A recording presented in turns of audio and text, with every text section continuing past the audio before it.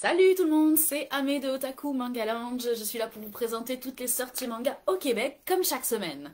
Alors bonjour à tous, bonjour à tous ceux qui nous rejoignent. Je vais attendre que ça se lance parce que comme d'habitude, Facebook ne m'aime pas du tout. Euh, alors aujourd'hui c'est une journée un petit peu particulière. La semaine dernière, je vous avais annoncé que j'avais beaucoup de sorties à vous présenter cette semaine, puis c'est vrai, j'ai comme vraiment beaucoup de sorties. Mais ce qui est un peu particulier, c'est qu'en fait, j'ai reçu une très grosse batch de yaoi puis de yuri. Ce qui fait que c'est pas mal. En fait, ça va constituer le principal du stock que j'ai à vous présenter.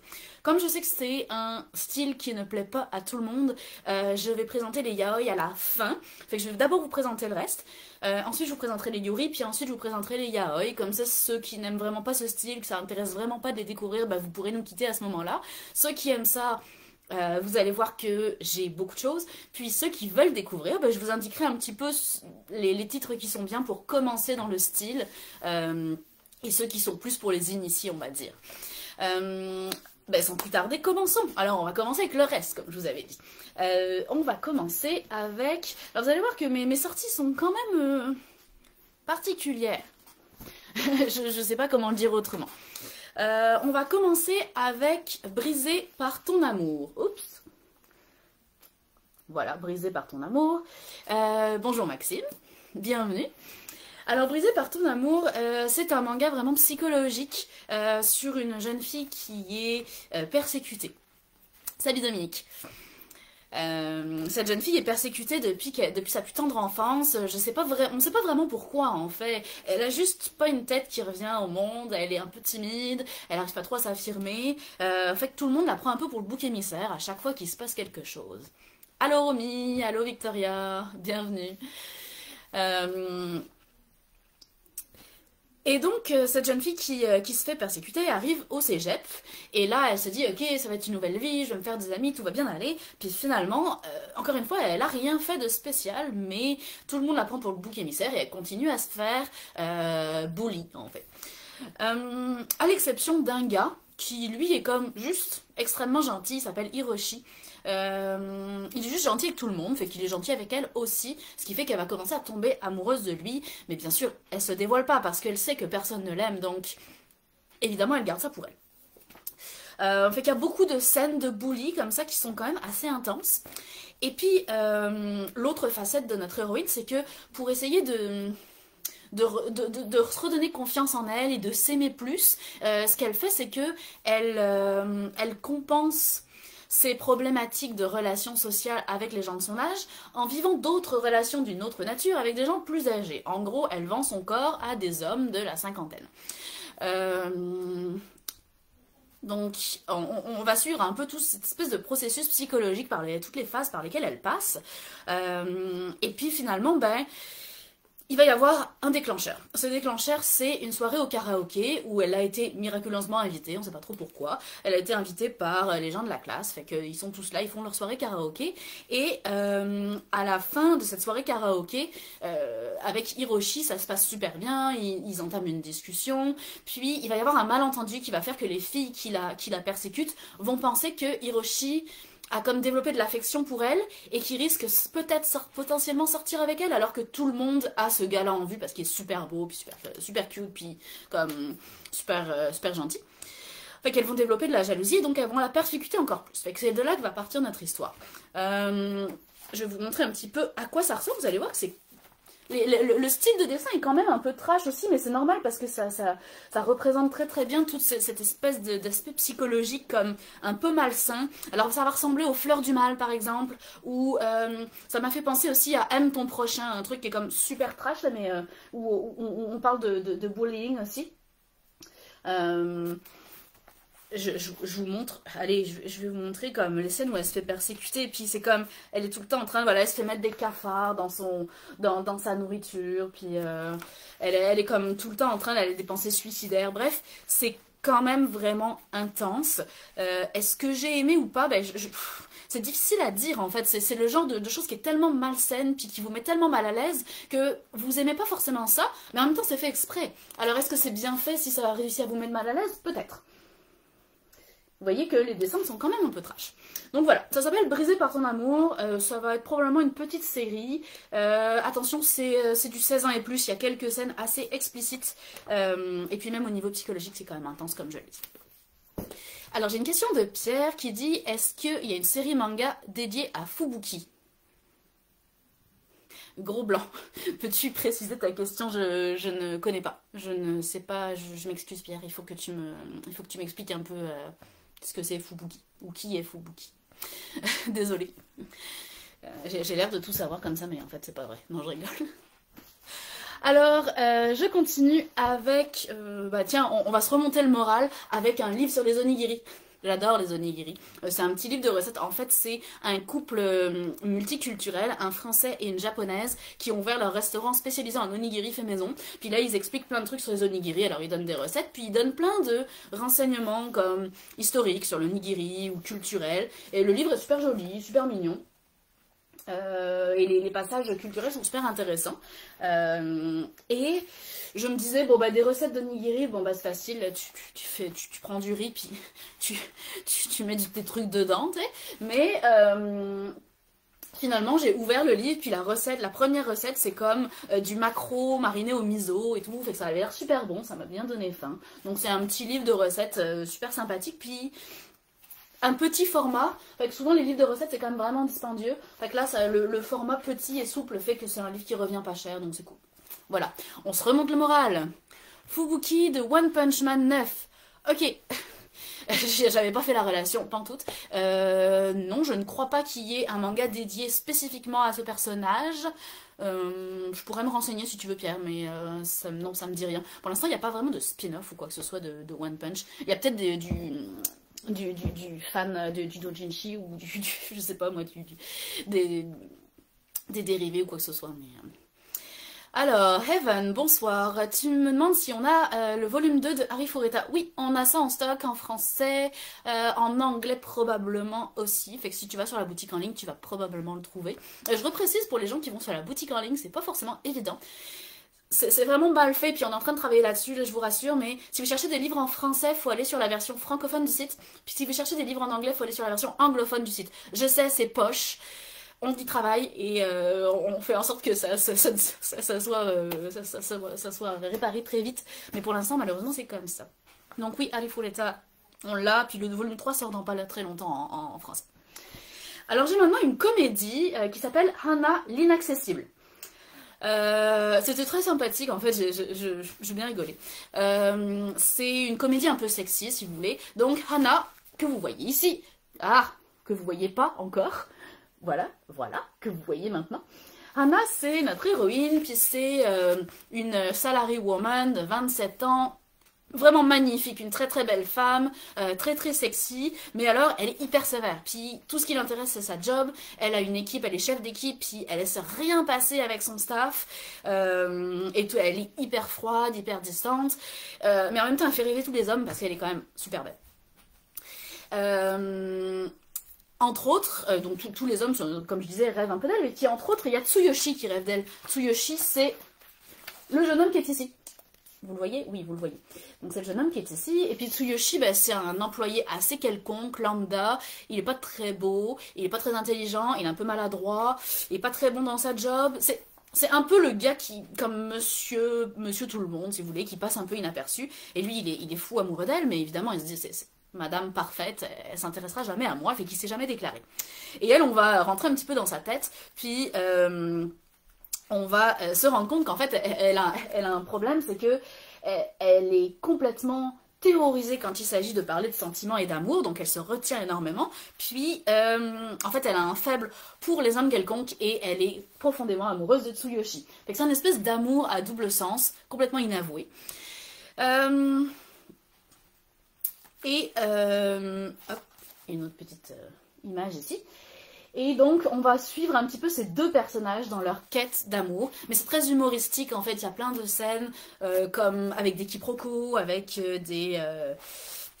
je sais pas, des scènes rigolotes. Ça me fait penser un petit peu à Sakamoto pour vous servir ce genre de petits gags, mais avec le côté quand même sexy aussi. Hein. C'est tout la même maison d'édition que je vous présente, fait qu'ils aiment ça les trucs sexy, donc c'est pour ça qu'on parle de ça aujourd'hui. Fait que voilà un petit peu. Donc c'est bien dessiné, c'est cute, c'est marrant, on passe un bon moment. Donc ça s'appelle Hana l'inaccessible. Je continue avec un light novel. En fait, c'est pas un light novel japonais, c'est occidental, et ça s'appelle Le Château dans les nuages. C'est le second volume d'une trilogie, mais qui peut se prendre vraiment à part. C'est un peu comme quand vous lisez les Harry Potter, il y a une trame principale, mais si vous commencez au tome 4 d'Harry Potter, vous allez comprendre quand même. Fait que c'est un peu ça, c'est vraiment une trilogie, mais avec des histoires séparées. Et en fait, Le Château dans les nuages, pourquoi c'est intéressant? C'est parce que il fait partie de cette trilogie qui s'appelle la trilogie de Hurle, qui a inspiré Hayao Miyazaki pour son film Le Château ambulant, donc House Moving Castle. Donc je n'ai pas eu le temps en une semaine de lire tout le light novel. Ça a l'air assez rapide à lire. Il y a quelques illustrations, je vais essayer de vous les montrer. Quelques illustrations, puis ça a l'air bien écrit, ça a l'air assez sympa, puis ça se passe en fait dans le monde type des Mille et une nuits, voilà la Perse ancienne, Aladdin, Ali Baba, les 40 voleurs, etc. Et puis c'est vraiment, quand vous regardez un peu les images, attends, voilà, il y a une image au début du château. On s'entend que si ça fait pas penser à Ghibli et au château ambulant, je sais pas ce qu'il fait penser. Donc c'est vraiment l'histoire de laquelle Miyazaki s'est inspiré pour son livre, fait que assez cool. Le château dans les nuages. Et je reviens sur mes nouveautés sexy. Alors ça c'est quand même un peu spécial. Mais je sais que ça a eu beaucoup de succès au Japon et qu'il y a beaucoup d'entre vous qui l'attendaient. Ça s'appelle Jika Haru, Sex Worker in Another World. Donc tout est dans le titre, vous avez tout compris. In Another World, ça c'est la fin, donc c'est un isekai. Et Sex Worker, vous avez bien compris qu'on parle ici de prostitution. Donc, on suit une jeune fille qui a 18 ans en fait, qui est en fin de cégep ou universitaire en tout cas. Elle traverse la rue et elle se fait renverser par un camion, elle meurt sur le coup. Et en fait, ce qui se passe, c'est que il y a un gars qui est amoureux d'elle, qui essaye de la sauver, il n'y arrive pas, il meurt aussi. À ce moment-là, ils se réincarnent tous les deux dans un autre monde, qui est un monde de fantasy médiévale, donc vraiment classique isekai. Puis, qu'on soit dans ce monde ou dans un autre monde, il faut bien manger, puis il faut bien payer son loyer. Fait qu'à un moment donné, elle va se dire, là, il faut que je gagne ma vie. Puis, tout ce que je sais faire, c'est vendre mon corps. Alors, parce que c'est déjà ça qu'elle faisait quand elle était sur Terre. Alors, elle décide de continuer à vendre son corps dans un autre monde. Donc, elle se fait embaucher dans une taverne, qui est une maison de passe, et on va la suivre en fait tout au long de ses tribulations avec ses clients, qui sont plus ou moins gentils, souvent pas très gentils. Et puis, on va suivre aussi ce gars qui a été téléporté, réincarné avec elle, qui lui a pris la décision pour gagner sa vie de devenir aventurier, mais qui est bien décidée à la séduire, alors qu'elle, elle en a un petit peu rien à faire, parce qu'il n'est pas riche, puis elle veut absolument trouver un homme riche. Alors, c'est assez épisodique, et puis je suppose que ça va être une série qui sera pas très longue en tant que telle. Je fais attention à ce que je vous montre, attention, c'est un livre qui va être vraiment réservé 16 ans et plus. Je dois feuilleter pour pas vous montrer des images que je n'aurai pas le droit de vous montrer à l'écran aujourd'hui. Et voilà, le titre parle de soi, hein. J'essaye de vous raconter un peu mieux de quoi ça parle, mais il n'y a pas une histoire très très développée, si je puis dire. Mais bon, ça dit ce que ça veut dire. Donc c'est Jika Haru, Sex Worker in Another World. Alors, je continue avec quelque chose de bien différent. C'est un classique réédité, c'est Fossiles de rêve de Satoshi Kon. Vous connaissez probablement Satoshi Kon pour ses films, Millennium Actress, Paprika, mon préféré c'est Tokyo Godfathers. Bref, Satoshi Kon est un immense réalisateur japonais d'animation, mais il a aussi été mangaka. Je vous ai présenté Le Pacte de la Mer il y a quelques temps qui avait été réédité, où j'avais vraiment tripé. Et Fossiles de rêve est un petit peu différent. Fossiles de rêve a été écrit en 2011. Satoshi Kon est mort il y a quelques temps, hein, mais il a produit jusqu'à tard. Puis, Fossiles de rêve, donc c'est un recueil d'histoires courtes de Satoshi Kon. Et ce qui est le fun avec Fossiles de rêve, c'est que toutes les histoires sont extrêmement différentes. Alors, on commence avec Sculpture, qui est de la science-fiction dystopique.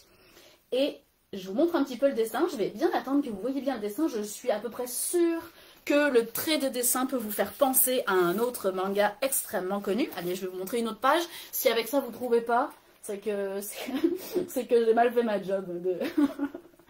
Donc Satoshi Kon a eu pour maître Katsuhiro Otomo, donc l'auteur de Akira. Et donc vous pouvez voir que, allez, je vais vous le remontrer maintenant que je vous l'ai dit, qu'il est extrêmement influencé par le travail avec Katsuhiro Otomo.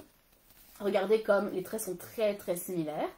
Et puis dans la première histoire, qui est donc la science-fiction dystopique, on ressent vraiment l'influence d'Akira aussi au niveau du scénario, c'est quand même assez énorme. Mais après ça, ça part sur une histoire plus tranche de vie, il y a une histoire humoristique, après ça il y a une histoire sur une famille qui va acheter une maison. Puis il se trouve que cette maison est hantée par des yokai, mais qu'ils sont tellement contents, le père est tellement content d'être devenu enfin propriétaire à 42 ans, qu'il est hors de question qu'il quitte sa maison, donc ça crée comme plein de problèmes. On va avoir une histoire qui est complètement délirante. Ah oui, non, il y a celle-ci aussi. Celle-ci est très cool, c'est une histoire réaliste qui se passe dans le Japon d'Edo avec des samouraïs. Donc vous voyez, encore quelque chose de vraiment, vraiment différent. Voilà. Et puis l'histoire qui est complètement délirante, il faut que je la retrouve parce que c'est juste, c'est phénoménal, voilà. C'est l'histoire d'une grand-mère qui est hospitalisée. Elle est très très vieille et le problème c'est qu'elle n'a pas du tout envie de finir ses jours à l'hôpital, fait qu'elle décide de fuir. Et donc elle fuit sur son lit d'hôpital. Le problème c'est que le lit d'hôpital se met comme un roulé partout et je vous dis pas la fin, mais l'histoire est juste complètement délirante, j'ai adoré ça. Et alors on finit sur un truc qui s'appelle Les Prisonniers. Je vais vous montrer, vous allez voir que le style de dessin, en fait le style d'impression est particulier, c'est très grisé, parce qu'en fait c'est une histoire qui avait été perdue dans les archives. Je sais plus exactement pourquoi, mais je pense que le magazine avait fait faillite, il y avait plus d'archives, bref. Cette histoire était complètement disparue de la circulation, et ils ont retrouvé des exemplaires, et ils ont comme numérisé ces trucs-là, mais c'est comme les seuls exemplaires qui existent, fait qu'ils n'ont pas réussi à avoir une qualité phénoménale dans le dessin. Mais ils ont pu en fait nous retrouver une histoire qui était complètement perdue, puis c'est une histoire de science-fiction aussi. Fait que c'est quand même assez cool. Vous allez voir que on retrouve un peu les thématiques Akira, les thématiques qu'on retrouve dans Ghost in the Shell. Regardez ça, ce genre de plan, ça fait énormément penser à Akira aussi. Puis il y a un plan qui fait beaucoup penser à Ghost in the Shell à un moment donné.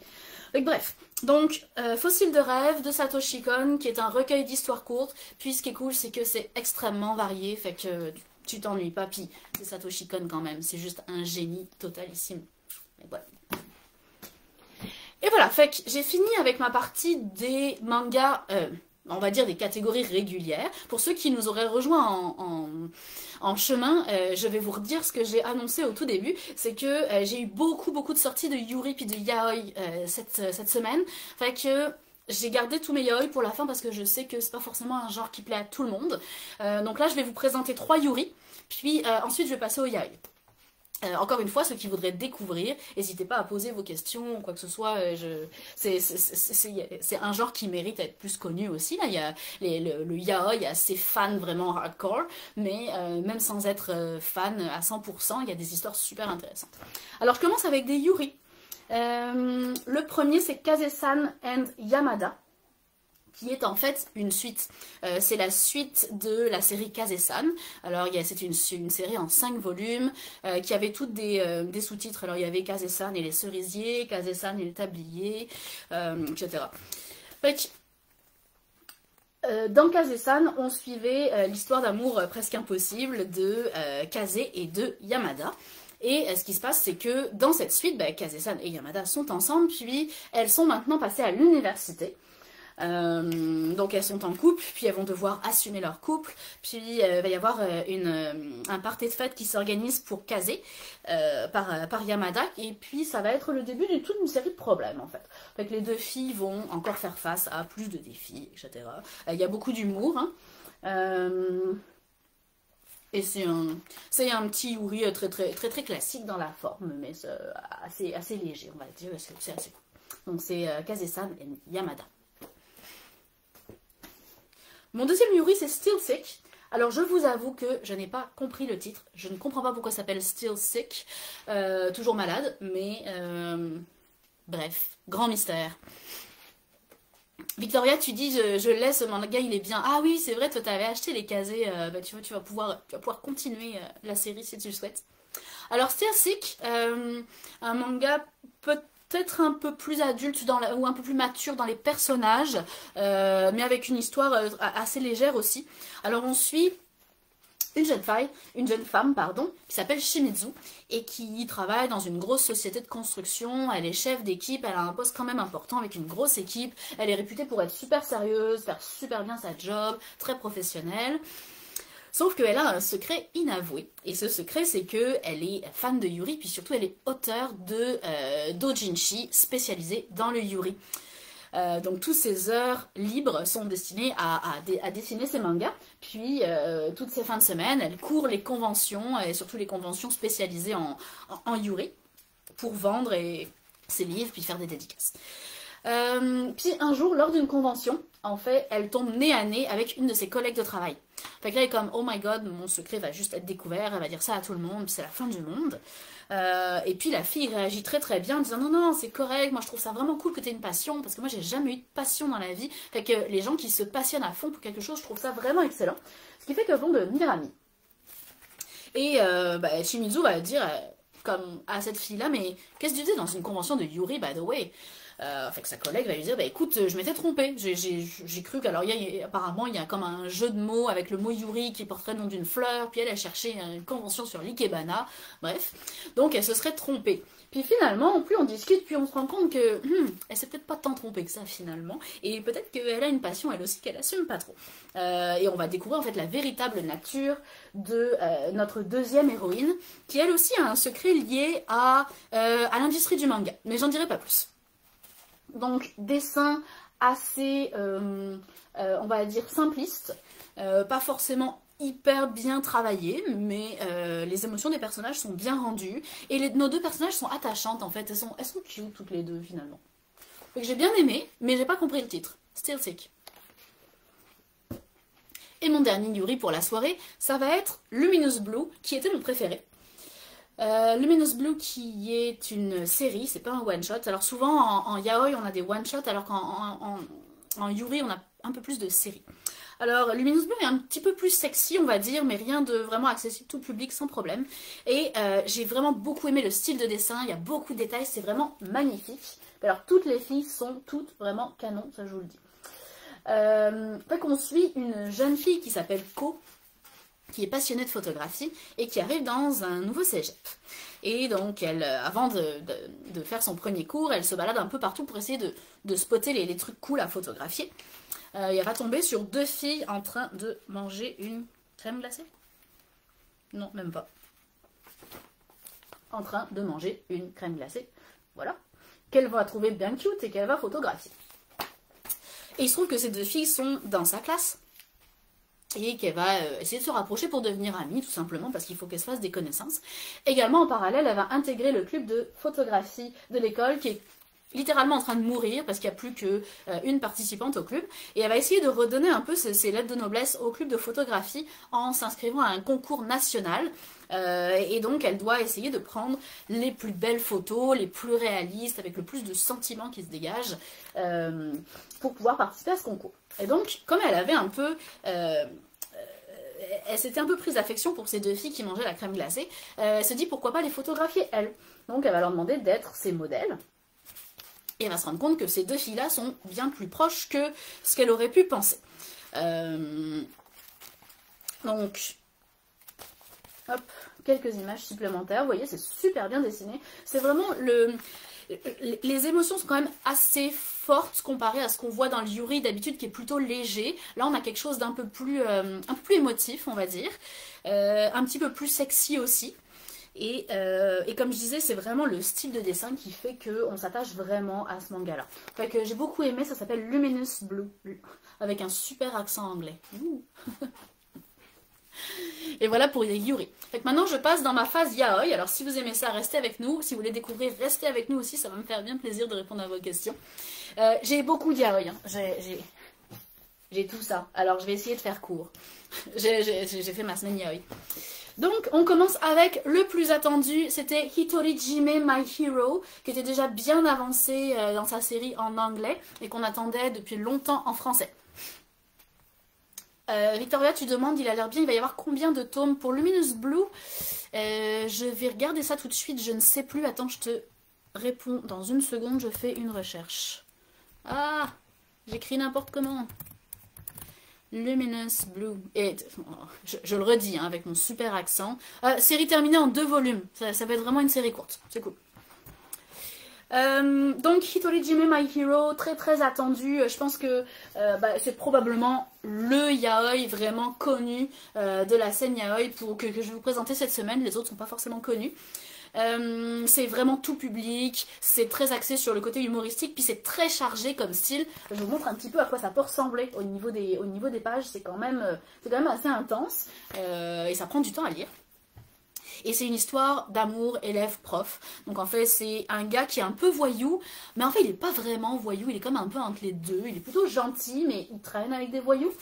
Et cette gang de voyous, de bad guys, ont entendu parler d'un homme qu'on surnomme l'ours et qui serait un homme très très imposant qui donne une raclée la nuit venue dans les parcs à toutes les gangs de mauvais garçons qui traînent. Et notre héros va rapidement découvrir que cet homme, l'ours, est tout à fait abordable, n'est pas un guerrier ou un assassin ou quoi que ce soit, et qu'en plus de ça, il est professeur. Et c'est un de ses professeurs. Il va être amené un peu à vivre avec lui et à se rapprocher de lui. Donc il va y avoir comme une histoire qui va se développer entre les deux. Donc c'était un yaoi, comme je vous disais, qui était assez attendu et qui est vraiment porté sur le côté humoristique. Voilà, donc c'est Hitorijime My Hero. Alors ensuite j'ai Change World qui est en 2 volumes terminés. Oh pardon, excusez. 2 volumes terminés, puis les 2 volumes sont sortis en même temps. Alors c'est l'histoire de 2 gars qui sont en couple depuis déjà pas mal de temps. Ils ont une certaine différence d'âge qui fait que le plus jeune qui est le héros appelle toujours l'autre senpai, ce qui veut dire comme le senpai c'est un peu mon mentor si vous voulez. Donc c'est quelqu'un de plus âgé qui nous prend en charge dans le contexte de l'école, dans le contexte du travail. Et donc ils sont en couple depuis quelques années et ça se passe super bien, mais ils n'ont pas beaucoup de temps pour se voir. En fait, c'est ça le truc, c'est qu'ils peuvent pas trop profiter de leur relation. En fait, ils finissent par s'éloigner petit à petit l'un de l'autre du fait que ils sont pas souvent ensemble. Ce qui va se passer, c'est que le plus jeune, il travaille dans 2 sociétés différentes et le plus jeune va avoir un collègue qui va s'intéresser à lui, qui va découvrir qu'il est gay et qui va aussi découvrir que son chum, qu'il est ami d'enfance avec son chum. Bref, tout le monde se connaît mais sans se connaître finalement. Et ce qui va se passer, c'est que comme le collègue va tomber amoureux de notre héros, ou en tout cas il va vouloir un petit peu se le mettre dans la poche, il va essayer de casser le couple. Donc le couple va passer à travers plein d'épreuves, etc. Salut Anne, bienvenue. Donc c'était Change World, 2 volumes sortis pour terminer cette série. Série 16 ans et plus. Faut que je précise parce qu'on ne sait jamais. Celui-ci j'ai beaucoup aimé, ça s'appelle High School La La Love. J'aimais pas du tout le titre, j'étais comme qu'est-ce que c'est, ça va être juste complètement quétaine. Et en fait le personnage, alors il est quétaine à mort, hein, ça c'est clair, mais il est super attachant. Très bien dessiné, beaucoup de beaux gars. C'est un jeune garçon dont les parents décident de partir en voyage en Italie pendant 1 an et puis de laisser leur fils absolument tout seul. Lui, il a une vingtaine d'années, il est à l'université. Et donc, ils ont des amis qu'ils voient souvent, qui ont 2 enfants de l'âge de leur fils, et ils décident de confier leur fils à ses amis. Alors, notre héros va aller vivre chez les amis de ses parents et découvrir les enfants, les fameux enfants qui pensaient être 2 filles et qui finalement ne sont pas du tout des filles, mais 2 très beaux garçons, surtout un très beau garçon, puis un autre garçon. Un qui est trop mon genre, comme c'était écrit dans ce que je vous ai montré tout à l'heure. Fait que voilà le fameux garçon qui est son genre. Et puis Hinata, notre héros, il a tendance à tomber un peu trop vite amoureux. Fait que là, le gars ouvre la porte, il tombe direct amoureux de lui, puis finalement, il arrive pour son premier jour d'école, puis il tombe amoureux de à peu près tous les gars qu'il rencontre.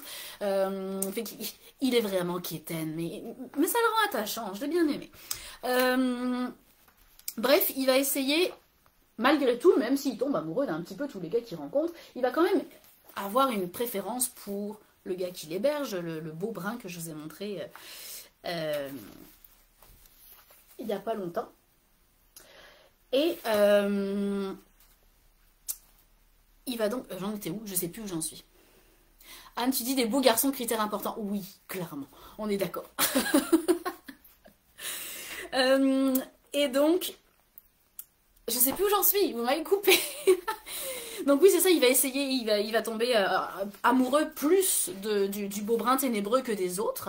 Et il va essayer en fait de se rapprocher de lui, mais l'autre n'a absolument rien à faire de lui, puis ne lui adresse pas vraiment la parole.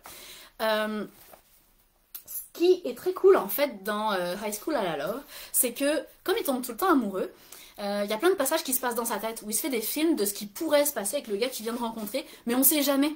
On n'est pas prévenu à l'avance. Fait que là, tu vois un truc qui se déroule, puis au bout d'un moment, tu vois que ça coupe, puis que c'est juste le gars qui est en train de rêver. Mais ça arrive comme juste de façon super impromptue dans le récit, et c'est très bien amené. Fait que je trouve que c'est ça qui rend le récit vraiment dynamique, avec en plus ce personnage qui est super attachant. Fait que j'ai bien aimé ça. Donc c'est High School La La Love, c'est un one-shot, et c'est réservé aux 16 ans et plus. Je continue avec Reverse. Reverse, alors là, on est sur 18 ans et plus, ça arrive assez rarement, mais vraiment public averti, s'il vous plaît. C'est un one-shot qui est policier. En fait, on suit un gars qui est dans la brigade criminelle.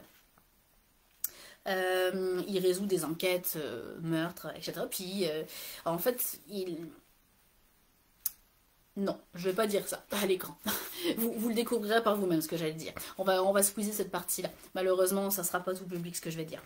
Un jour, il est envoyé sur une enquête spécifique et il va se faire kidnapper par ce gars-là. Ce blond un peu... beau blond, mais un peu bizarre. Ils vont... vivre une nuit d'amour passionnée, au terme de laquelle en fait ce gars-là est un voyou et il veut un peu devenir son indique, si vous voulez. Donc il veut lui donner des informations en échange de, on sait pas trop quoi, mais on le devine assez rapidement. Fait que finalement ils vont se retrouver assez régulièrement jusqu'au moment où notre héros va être amené à en fait on va lui attribuer une nouvelle enquête. Il va se rendre compte que l'assassin présumé n'est autre que le gars avec qui il couche et qui est son indique.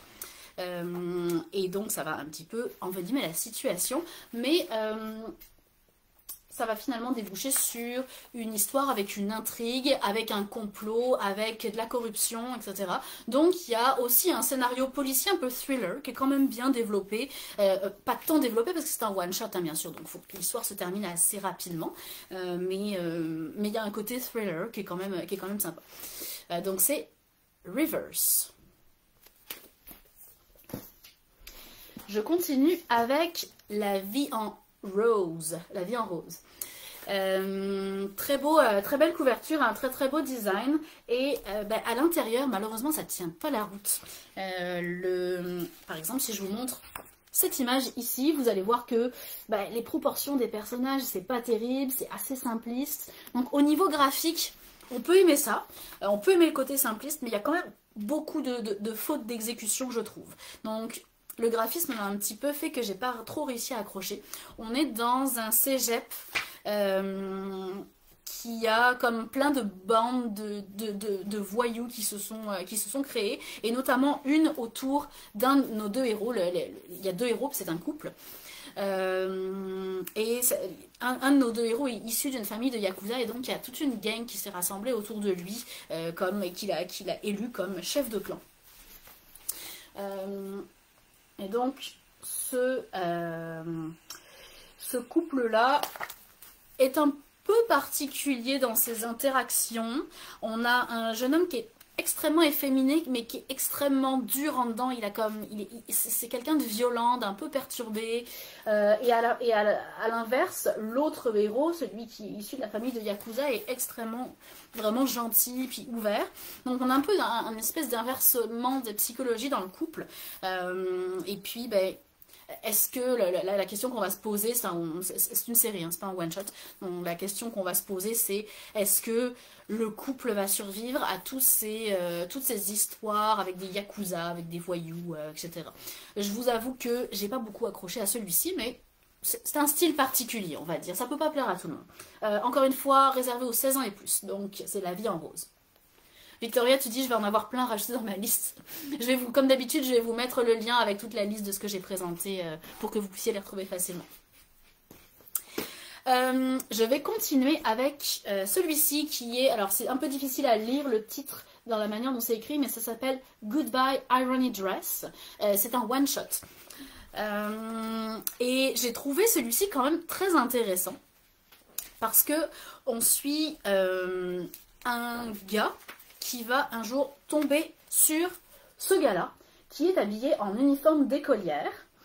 Et, bon, jusque-là, pourquoi pas, tu sais, si l'école l'accepte et que lui, il est bien dans sa peau, fine. Sauf qu'il a vraiment pas l'air d'être bien. Il a l'air de porter cet uniforme, mais ça n'a pas l'air de lui convenir. Fait que ça intrigue beaucoup notre héros. Ce qui va se passer, c'est qu'ils se rendent compte qu'ils sont voisins, que leurs mères se connaissent. Bref, ils finissent par avoir des connexions plus ou moins un petit peu par hasard. Ils vont être amenés à passer des soirées ensemble, à discuter, à faire connaissance.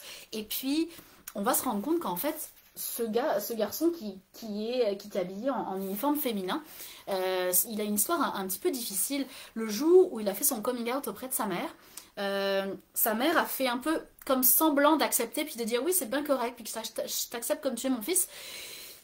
Alors que finalement, c'est pas vraiment ça qu'elle pensait. Et un petit peu par vengeance ou par souci de montrer à son fils qu'elle le comprenait, même si c'est pas vrai, elle, au moment où il est entré au cégep, elle lui a commandé un uniforme de fille au lieu d'un uniforme de gars, mais sans le prévenir, et elle l'a obligé à mettre cet uniforme de fille, et elle a même changé son prénom. En fait, dans son prénom, il a un kanji qui peut se lire de deux façons différentes, et en fonction de la façon dont on le lit, soit ça donne un prénom masculin, soit ça donne un prénom féminin. Ça arrive souvent, hein, en japonais, ça a l'air un peu compliqué le système des prénoms. Et donc, quand il a fait son coming out, ben, sa mère a juste changé son prénom en prénom féminin, sans le prévenir. Fait que on se rend bien compte que sa mère est pas équilibrée, que sa mère n'accepte pas qui il est, et lui, il a beaucoup de mal à vivre avec ça. Et donc, au contact de notre héros, il va essayer tout simplement de s'accepter, de faire en sorte que son entourage l'accepte, que sa relation avec sa mère se passe mieux. J'ai vraiment bien aimé la thématique. C'est pas une thématique qu'on voit souvent. Souvent c'est ah ben j'ai fait mon coming out puis ça s'est super bien passé, ou au contraire c'est l'enfer et mes proches me détestent. Et là on a une espèce d'entre-deux qui probablement dans la vraie vie arrive beaucoup plus souvent qu'on pense. Fait que très réaliste, même si un petit peu poussé à l'extrême, mais j'ai beaucoup aimé cette thématique. Donc c'est Goodbye, oups, vous voyez rien du tout, Goodbye Irony Dress. Je continue avec By My Side. Alors ce qui est drôle, c'est que on a eu deux sorties. Celle-ci, je vous en ai pas encore parlé. J'ai À tes côtés, puis By My Side, qui sont pas les mêmes histoires, mais ça m'a bien fait rire. Alors je vais commencer par By My Side. By My Side, on suit deux amis d'enfance, un qui est devenu cuisinier, l'autre qui est devenu fleuriste. Puis ils sont très proches depuis l'enfance, ils sont toujours ensemble, ils passent toute leur soirée ensemble, sauf que l'un d'entre eux est gay et est secrètement amoureux de son ami et ne lui a jamais avoué. Puis un jour il va lui avouer, mais pas de la manière la plus... avec le plus de tact possible, si j'ose m'exprimer ainsi. Encore une fois, je vous dévoilerai pas de quelle manière, mais si vous lisez, vous verrez qu'il n'y avait pas beaucoup de tact là-dedans. Mais bref, il lui dévoile qu'il est amoureux de lui depuis toujours, et il va essayer de faire en sorte de garder son ami. Donc, à partir du moment où je t'ai avoué mes sentiments, est-ce que tu vas me rejeter parce que je te dégoûte, ou est-ce que tu vas accepter mes avances et est-ce qu'on va devenir un couple? Ou encore, est-ce qu'on va rester amis, puis ça me convient aussi, tout ce que je veux, c'est être à tes côtés, by my side. Donc ça va être un petit peu ça qui va se passer, quoi. Que va-t-il advenir de ces deux amis? Est-ce que notre héros va perdre son ami ou est-ce qu'au contraire il va gagner sa bataille? Donc by my side. Et puis son pendant, alors qu'il n'a rien à voir au niveau de l'histoire, mais à tes côtés, c'est quand même très drôle d'avoir la même semaine, le même titre qui sort pas dans la même langue. À tes côtés, c'est du policier, ça se passe dans le monde des Yakuza. On suit encore une fois deux amis d'enfance.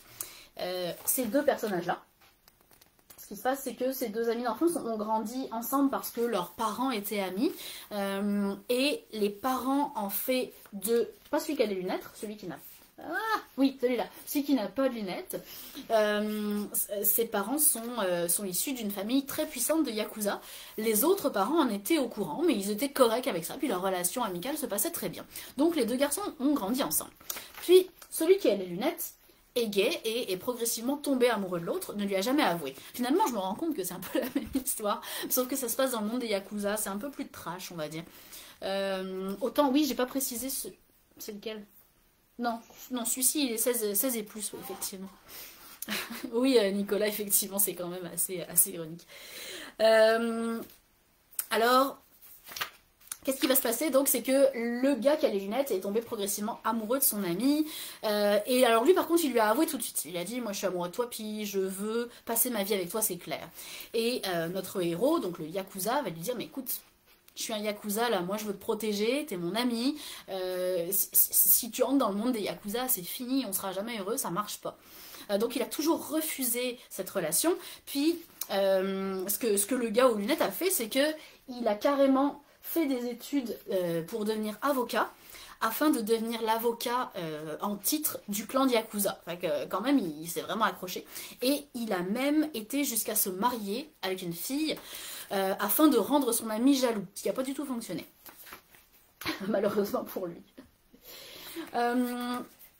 Donc, au tout début du manga, on en est au moment où le blond avec les lunettes se marie, l'annonce à son ami, ça lui fait ni chaud ni froid, et lui dit écoute, je vais demander à ton père d'être l'avocat en poste titulaire du clan, comme ça je serai toujours à tes côtés. Et notre héros, le brun, refuse totalement pour protéger son ami. Donc ça va être cette relation, finalement il va quand même rentrer dans le clan et il va être mis en danger de par les activités illégales du clan de Yakuza. Donc notre héros, à force de voir son ami en danger, va progressivement céder à leur passion commune finalement. Encore un yaoi réservé 16 ans et plus, et c'est une série encore une fois. Donc c'est à tes côtés. Il m'en reste deux. Alors, les deux suivants, j'ai une fois n'est pas coutume, un yaoi fantastique. Il y en a un petit peu moins. Alors un peu dans le style de The Bride of the Fox Spirit, ce genre-là. Ça s'appelle Marriage to the Wolf. Ça se passe dans un monde médiéval où tous les personnages sont des animaux métamorphes et ils ont en fait les clans de les familles sont des animaux différents. Notre héros est issu du clan des lapins, donc vous voyez il a des, je ne sais pas si vous le voyez bien ici, mais il a comme des grandes oreilles qui pendent comme celles d'un lapin. Ce qui va se passer, c'est que la famille des lapins est très pauvre et à cause d'un mauvais climat, toutes leurs ressources, toute leur agriculture va être décimée, leurs champs vont être inondés, les légumes pourrissent, bref, ils n'ont plus rien pour se nourrir. Donc ils ont peur de tous juste mourir de faim.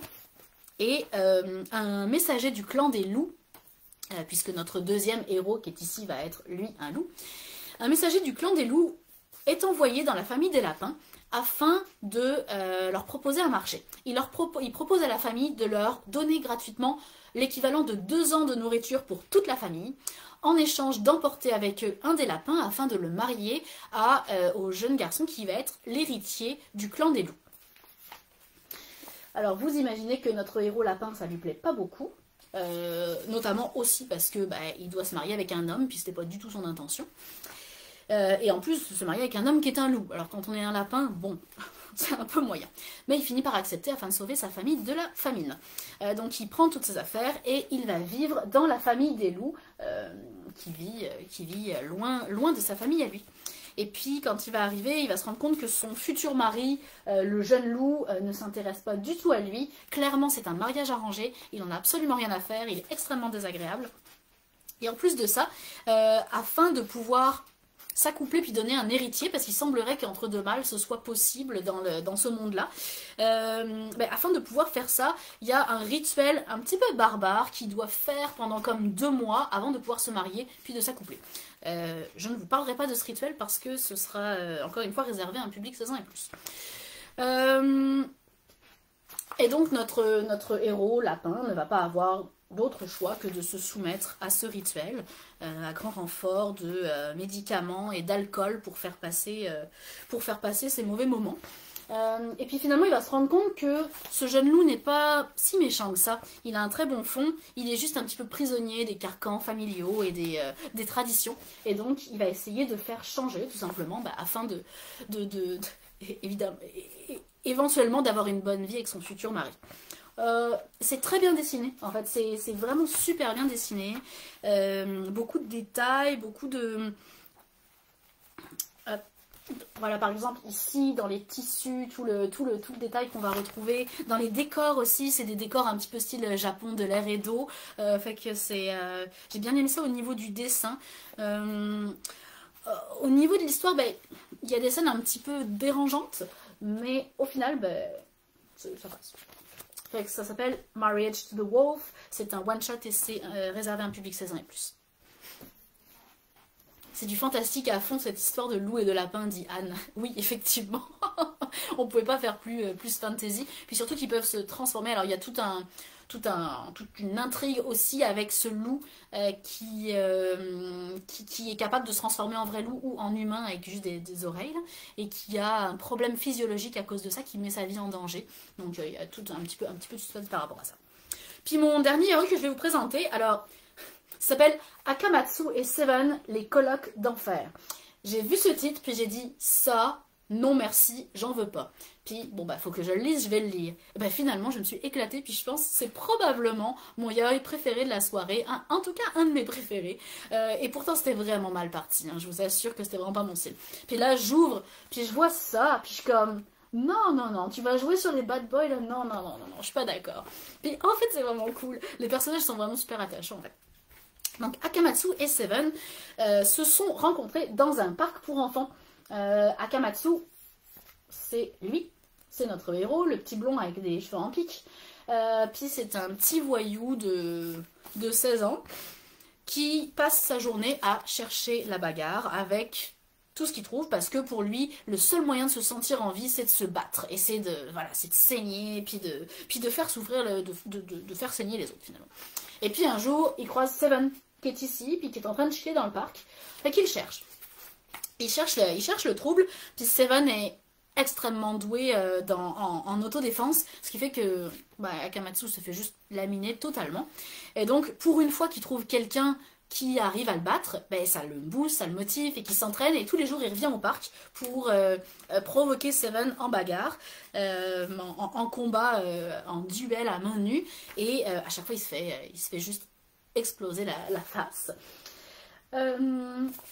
Puis finalement, à force de se voir tous les jours, ils vont un petit peu échanger, puis il va se rendre compte que Seven est un itinérant. Il a élu domicile dans ce parc. Alors on ne sait pas exactement pourquoi au début, puis on va un peu revenir dans le passé de Seven pour comprendre qu'est-ce qu'il a fait pour en arriver là. Fait que finalement, voilà, alors il dort dans des tuyaux de construction qui ont été entreposés là, puis il fait sa lessive dans la fontaine du parc, genre. Fait que Akamatsu se dit, tu sais, je vais lui proposer un hébergement, puis on va se faire une coloc, puis moi ça va m'aider dans mon loyer s'il m'aide, ou peut-être qu'il fera l'épicerie, bref. Fait qu'ils deviennent coloc. Et c'est un peu des durs, les deux, fait qu'ils ont pas mal d'ego et tout ça. Et on va en fait un petit peu plonger plus profondément dans l'histoire de Akamatsu, on va comprendre pourquoi il est en galère d'argent, pourquoi il est dans cet appartement qui lui coûte bien trop cher pour lui, qu'il n'arrive pas à s'en sortir, et on va se rendre compte que son coming out, pour le coup, lui, a causé beaucoup de problèmes avec sa famille, et que c'est une des raisons pour lesquelles il est très seul. Et donc un petit peu ces deux personnages vont chercher à s'entraider, l'un parce qu'il a des problèmes avec sa famille, et puis l'autre parce qu'il a d'autres problèmes que je vous révélerai pas de peur de vous spoiler. Donc finalement il y a comme une histoire d'amitié qui se crée, puis qui va dériver vers une histoire romantique, mais on a deux personnages qui paraissent au début complètement banals, puis un peu bad boy cheap. Ça fait un peu... Écoute, le personnage de Akamatsu, il fait un peu penser à Onizuka dans GTO, là. C'est comme, pourquoi tu mets ça dans un yaoi? Et puis finalement, ça passe super bien. Il est vraiment attachant, il a un très bon fond. C'est un personnage qui est plus profond que ce qu'on pourrait penser au début. Donc j'ai bien aimé ça. C'est une série, encore une fois réservée aux 16 ans et plus. Finalement, on n'a pas beaucoup de tout public aujourd'hui. Donc voilà, c'est Akamatsu et Seven. Et c'est donc ceci qui conclut mon live de nouveautés d'aujourd'hui. Donc j'espère que ça vous a plu, j'espère que ça vous a donné des bonnes idées de lecture. Dans tous les cas, on se retrouve jeudi prochain pour plus de nouveautés. Et entre-temps, on va aussi se retrouver mardi, puisque c'est moi qui ferai le live de mardi. On va reprendre notre thématique steampunk qui avait été demandée par l'un d'entre vous, je ne me rappelle plus qui. Mais voilà, j'avais dû annuler mon live steampunk de janvier. Donc je vais le reprendre la semaine prochaine. Et on va parler un petit peu des mangas steampunk. Et que merci beaucoup à vous tous pour avoir écouté ce live.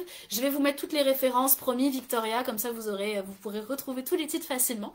Merci beaucoup, passez une belle soirée, puis on se voit mardi. Salut!